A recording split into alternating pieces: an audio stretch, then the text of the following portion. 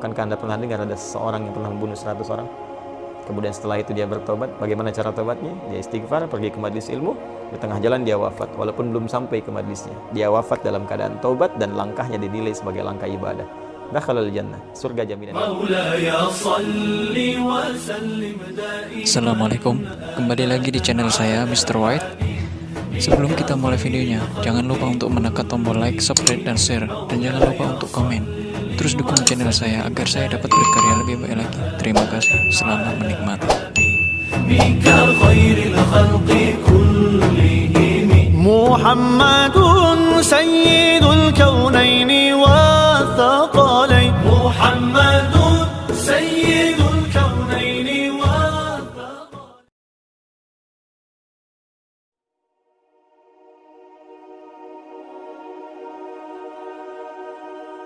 Ya, berbahagia bahwa ada kekuatan yang bisa Anda dapatkan, hidayah yang telah Allah tanamkan dalam diri Anda, kemudian untuk Anda mulai berubah. Itu anugerah Allah yang nggak semua orang bisa dapati itu. Ya, syukuri itu. Ya, Allah berfirman dalam Al-Quran surah ke-29 ayat ke-69. Ya, walladzina jahadu fina lanahdiyannahum subulana.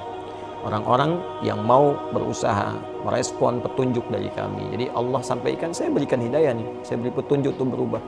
Ya, kadang-kadang ada yang datang lewat pendengaran, kita tiba-tiba sedang duduk dengar azan, kok kenapa bisa dengar gitu?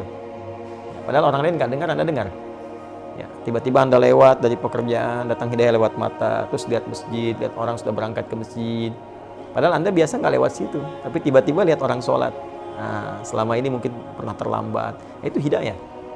Kalau Anda mau respon itu, Anda mampir ke masjid atau Anda siap-siap untuk sholat, kata Allah, lanahdiyannahum subulana, kami akan tunjukkan jalan-jalan kebaikan yang lain. Ya, jalan untuk mendekat kepada Allah, jalan untuk rajin puasa, jalan untuk senang dengan Al-Quran, jalan mendapatkan rezeki yang halal, jalan mendapatkan rezeki yang cepat. Kalimatnya subul, jamak dari kata sabil. Jadi kalau satu Anda respon, maka yang lain kemudian Allah akan tunjukkan dengan cepat. Nah, ini saya lihat ini ada langkah awal yang Allah kemudian berikan di hati Anda. Anda tinggal meresponnya dengan maksimal dan bermohon kekuatan kepada Allah Subhanahu wa taala. Maka yang pertama mesti dilakukan adalah yang pertama, syukuri apa yang telah Allah anugerahkan itu. Yang kedua, semangat dan jadikan ini sebagai prioritas untuk mengisi sisa kehidupan kita. Ya, harus lebih baik dari sebelumnya.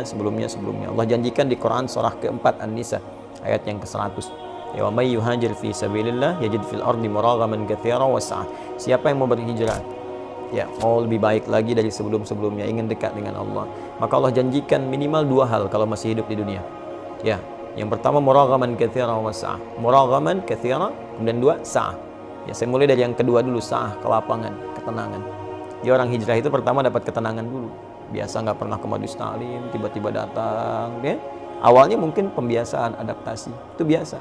Dari yang dengar dari luar, terus duduk paling belakang, ya, tiba-tiba tertarik pengen ke depan, lama-lama ketinggalan sekali, penasaran gitu. Ya, ada rasa gelisah di situ. Nah, terus setelah itu datanglah ketenangan dalam jiwa. Enak, ada perasaan yang nggak pernah didapatkan sebelumnya. Pengen bangun tahajud, pengen puasa sunnah, itu sah namanya.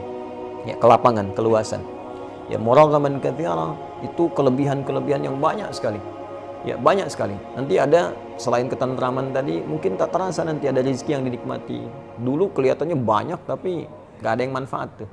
Ya, atau sedikit manfaat lah ya, sedikit berkahnya. Nah, sekarang kelihatan sedikit tapi manfaatnya kayak banyak gitu. Tenang dapatnya, enak, bisa menikmati, hidupnya nyaman, bisa istirahat, bisa macam-macam, itu muragaman. Bisa juga bentuknya rezeki yang didapatkan, nambah sesuai dengan keperluan untuk ibadah. Nah, kemudian apa yang harus dilakukan oleh teman-teman, terutama yang bertanya seperti ini? Baik, pertama datangi majelis ilmu. Tidak harus juga datang misalnya langsung ke kami, ke Bekasi di sini. Tidak, teman-teman cari yang terdekat dulu. Ya, mungkin bisa memberikan bimbingan lebih baik. Tadi saya lihat di Kalimantan. Ya, di Kalimantan ini Masya Allah, ya, saya kira banyak guru-guru baik. Ada Kiai Haji Muhammad Bakhit, ya, saya lihat baik beliau Masya Allah.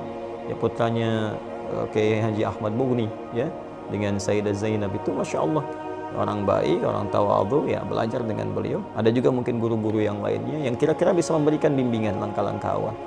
Setelah itu, ya, coba kunjungi lagi majelis yang lain. Atau kalau punya perangkat seperti itu bisa dibaca, dilihat, dipelajari. Ada rezeki datang kemari, boleh silakan, ya, hadir majelis. Yang penting bagaimana caranya kita mengumpulkan perangkat-perangkat untuk berhijrah dengan baik, untuk mendekat kepada Allah Subhanahu wa taala. Ada berita gembira kata Allah. Teruskan ayat yang tadi, Quran surah 4 ayat ke-100. Wa may yakhruj min baitihi muhajiran ila Allah wa rasulih thumma yudrikul maut faqad waqa'a ajruhu 'ala Allah. Siapa yang kemudian berniat berikhtiar pengen berubah hijrah dan dia baru memulai nih, bahkan baru keluar rumah, tapi kemudian maut datang lebih cepat dari apa yang ia duga, sesuai ajal. Ajalnya memang sudah wafat, seketika harus wafat ya. Cuman dia nggak duga seketika akan wafat karena sifatnya gaib. Kata Allah, faqad waqa'a ajruhu 'ala Allah. Pahalanya udah dituliskan oleh Allah. Kalau tobat dia diampuni, dan langkah pertamanya melahirkan amalan untuk dia. Dia berpeluang mendapatkan kebaikan terbesar dari Allah Subhanahu wa taala, bahkan mungkin surga dengan izin Allah Subhanahu wa taala. Bukankah Anda pernah dengar ada seseorang yang pernah membunuh 100 orang? Kemudian setelah itu dia bertobat. Bagaimana cara tobatnya? Dia istighfar, pergi ke majelis ilmu, di tengah jalan dia wafat walaupun belum sampai ke majelisnya. Dia wafat dalam keadaan tobat dan langkahnya dinilai sebagai langkah ibadah. Dakhalal jannah, surga jaminan baginya. Itulah yang melahirkan hadis Nabi di Ibnu Majah nomor hadis 233. Ya, kata Nabi dari riwayat sahabat Abu Darda radhiyallahu taala anhu, qala Rasulullah sallallahu alaihi wasallam, man salaka tariqan yaltamisu fihi ilma sahhalallahu lahu tariqan ilal jannah. Siapa yang menyiapkan dirinya, berusaha serius menempuh perjalanan ya untuk menuntut pengetahuan, tentunya yang mendekatkan diri kepada Allah, maka setiap langkahnya dihitung memudahkan dia ke surga, meringankan dia ke surga. Ya wa innal malaikata la tadu ajnihataha ridan li talibil ilmi. Dan para malaikat membentangkan sayapnya memberikan ridha kepada penuntut ilmu.